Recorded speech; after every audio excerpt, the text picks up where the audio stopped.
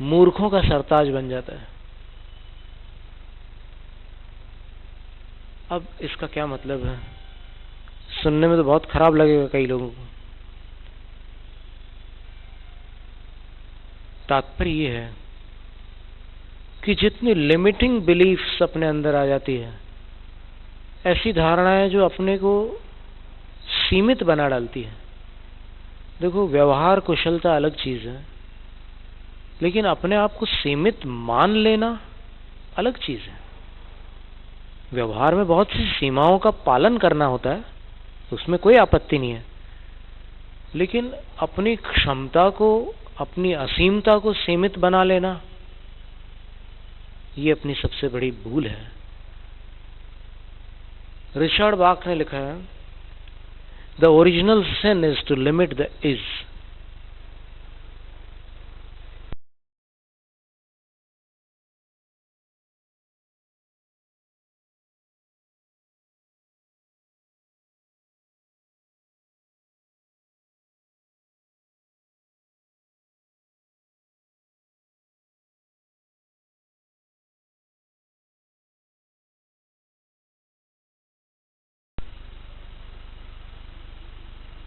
शायद यही कि अपनी असीमता को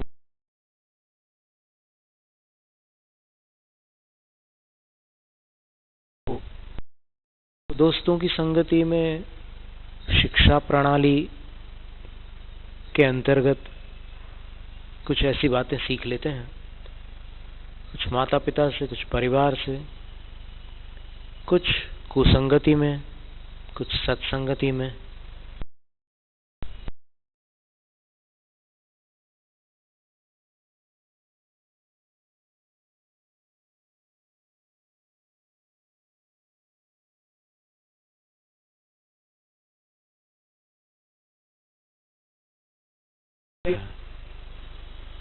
और एक छवि वो है जो उसने मान रखी है कि मैं ये हूं, और एक तीसरी छवि वो है जो वो दिखाता है, वो सबको दिखाता है कि मैं ये हूं, और अंदर से जानता है कि ये नहीं हूं, पर ये दिखाना जरूरी है इसलिए दिखाता हूं। तो इन छवियों के संघर्ष में ही उसका जीवन गुजर जाता है, और जब अकेले बैठता है तो फिर उसको कभी कभी लगता है कि क्या से क्या हो रहा है, जैसा चाहा था वैसा नहीं हो रहा है, जैसा हो रहा है वैसा मैं चाहता नहीं हूं। पंडित दीपचंद छाबड़ा जी ने यही बात कही थी कि संसार में दुख सिर्फ इतना है कि जो चाहते हैं वो होता नहीं है, जो होता है वो चाहते नहीं है।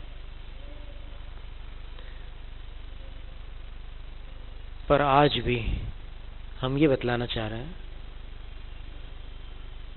कि आप वापस अपनी असीमता में लौट सकते हैं। बस अपने मिथ्या विश्वास की उस काल्पनिक दीवार को तोड़ना होगा, गिराना होगा। के.एस. रंगनाथन ने मेंटल फिजिक्स में लिखा है,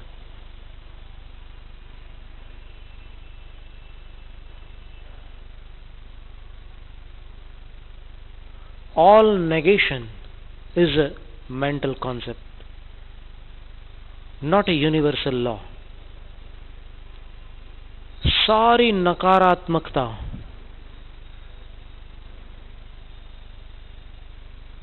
अपने मन का फैसला है, सार्वभौमिक सत्य नहीं है।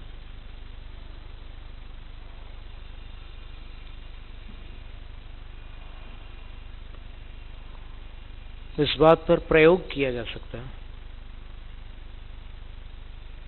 जैसे लुईस एल हे ने एक प्रयोग दिया कि 3 माह तक कोई भी बहन, कोई भी माता जिससे परेशान है उस इंसान के प्रति अपनी धारणा बदलकर केवल एक प्रयोग करे। जब भी वो इंसान ख्यालों में आए, जब भी आंखों के सामने आए, जब भी उससे बातचीत करने का मौका पड़े, तब सिर्फ एक काम करें कि ये एक बहुत भला मानुष है, ये बहुत अच्छा इंसान है। और इस अभ्यास से यदि वो टस से मस नहीं होगी तो 3 महीने में निश्चित समझना वो इंसान उसके प्रति वही बन जाएगा जो इसने 3 महीने तक अभ्यास किया है, केवल विचारों में। उसको आचार में वैसा बनना पड़ेगा। इतनी ऊर्जा हर जीव के अंदर भरी हुई है कि वो अपना तो क्या, दूसरों का भी जीवन संवार सकता है। लेकिन निराशाओं में, अविश्वास में, भय में, शंकाओं में और संघर्षों में इतना बुरी तरह फंसा है कि इस बात को सुनकर सोच भी नहीं पा रहा है कि ऐसा भी कुछ संभव है क्या। चलो, जितने लोग सुन रहे हो यहाँ, जो भी यहाँ बैठे हुए हैं सामने, कम से कम उनमें से कोई जो चाहे प्रयोग करके देख ले। यहाँ ये हमारा एक व्यक्तिगत भाव है कि हम किसी पर कोई बात थोपना नहीं चाहते। आप खुद उस पर प्रयोग करके उसको पसंद करो, तब तो मजा है, तब तो आपको आनंद आएगा। नहीं तो हम सुना देंगे, आप सुन लेंगे, बात खत्म हो जाएगी। क्या फर्क पड़ने वाला है? ना हमें कुछ फर्क पड़ेगा, ना आपको कुछ फर्क पड़ेगा। तो आप तो प्रयोग वाला जो विषय है उसको आजमा करके देखो। और ये प्रयोग आप कर सकते हैं अपनी हर धारणा के प्रति। जितने नकारात्मक विचार आते हैं, एक बार आप बैठो, कोई एक खाली किताब ले लो, खाली कॉपी ले लो, नोटबुक ले लो, रजिस्टर ले लो, और हफ्ते भर जितने नकारात्मक विचार आए दिमाग में उनको लिखते बैठो, लिखते जाओ। जैसे मान लो सवेरे आपने किसी को देखा और फिर उसकी हरकत को देखकर आपके मन में विचार आया कि दुनिया सुधर जाएगी लेकिन ये कभी नहीं सुधर सकता, कुत्ते की पूंछ हमेशा टेढ़ी रहती है। 12 साल किसी पाइप में रख लो, सीधे पाइप में, तो भी निकालोगे तो टेढ़ी की टेढ़ी। ये विचार आया आपको उसके प्रति, लिख लो। और अच्छी तरह लिखना, उसमें लिखने में कोई छल कपट मत करना, भले आप दिखाना मत, लिख जरूर लेना। फिर और किसी को देखा तो माँ ने कुछ बोला आपसे, तो फिर आपको लगा कि माँ तो मेरे साथ ऐसा ही बात करती है, मेरे साथ ऐसी बातचीत करती है। चलो ठीक है, ये भी लिख लो। जिन जिन चीजों से आपको तकलीफ पहुंच रही है, जिन जिन बातों से आपके विचार नकारात्मक हो रहे हैं, हर विचार आप लिख लीजिए। और उसके बाद 1 हफ्ता बीत जाए, जैसे मान लो रविवार को आपने ये क्रम प्रारंभ किया, शनिवार तक आपने पूरा किया, अथवा सोमवार को प्रारंभ किया, रविवार तक पूरा किया। अब जो दूसरा सोमवार है, देखो आप क्या क्या लिखा आपने। हो सकता है 180 विचार लिख गए हों उसमें, या और अधिक भी हो सकते हैं, 300 से ऊपर भी हो सकते हैं। अगर आपने ईमानदारी से, बहुत सावधानी से हर विचार लिखे हों तो काफी हो जाएंगे, सैकड़ों विचार हो सकते हैं। अब इसके बाद आपको ये देखना है कि इनमें कौन से विचार मिलते जुलते हैं। तो उस पर आप एक चिन्ह लगा देना, त्रिकोण का चिन्ह लगा सकते हैं, स्टार का चिन्ह लगा सकते हैं, गोलाकार बना सकते हैं, टिक लगा सकते हैं, क्रॉस कर सकते हैं, जो आपको पसंद हो, निशान लगाते जाना कौन से मिलते जुलते हैं। यानी उन विचारों को पढ़कर एक जैसी संवेदना किन किन विचारों में आती है, उन पर एक जैसे निशान लगा देना। और इसके बाद आपको जो सबसे महत्वपूर्ण कार्य करना वो ये है कि आपको ये देखना है कि इसकी शुरुआत कहां से हुई है। क्योंकि जब तक जड़ को ठीक नहीं करेंगे तब तक पेड़ ठीक नहीं हो सकता।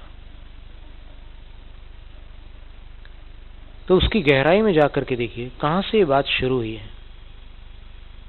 मां के बारे में मैंने ऐसा कब से सोचना प्रारंभ किया?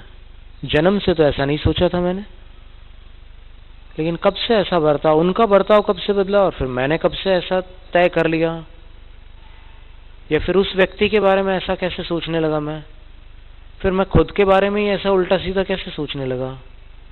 क्या मैं जन्म से ऐसा सोचता था? मेरे बचपन के फोटोज तो अलग लगते हैं।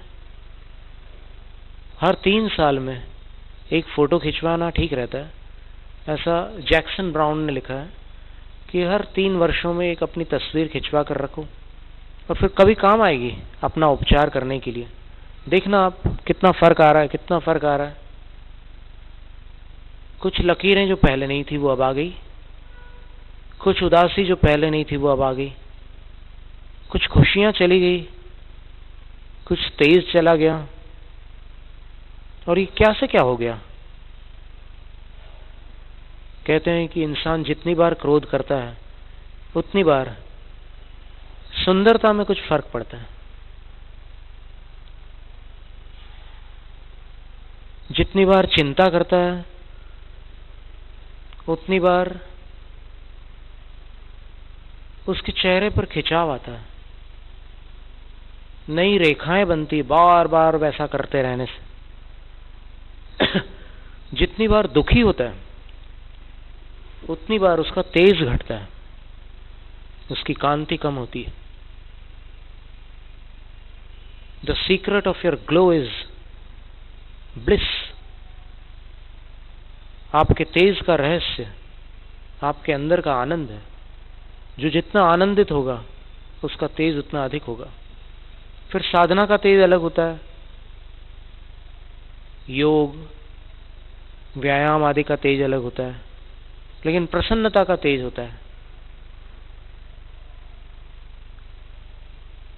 तो इस तरह अलग अलग प्रकार के विचारों से अपना मस्तिष्क प्रभावित होता है, और जो लेखन कार्य या पठन पाठन का कार्य अधिक करते हैं उनके विषय में एक बड़ी सुंदर बात लिखी है डॉक्टर नेमीचंद जैन जी ने, तीर्थंकर पत्रिका के संपादक, कि दिन भर का परिश्रम करने के बाद उस वैचारिक कार्य करने वाले अध्यापक को या फिर प्राध्यापक को बच्चों के साथ कुछ समय गुजारना आवश्यक है, और उससे हल्कापन आ जाएगा।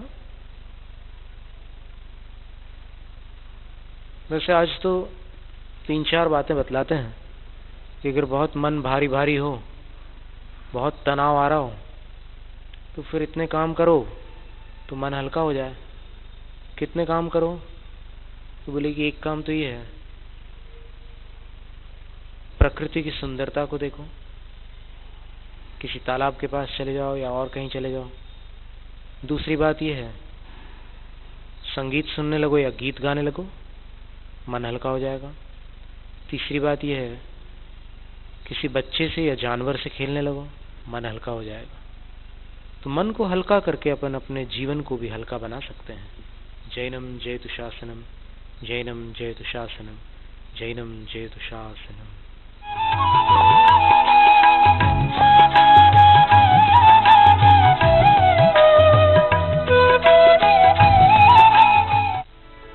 मंगल प्रवचन के पुण्यार्चक थे रविंद्र जैन, रेखा जैन, धनंजय जैन, सारिका जैन, सिद्धार्थ जैन, रजनी जैन, ऋषिका, गुणा।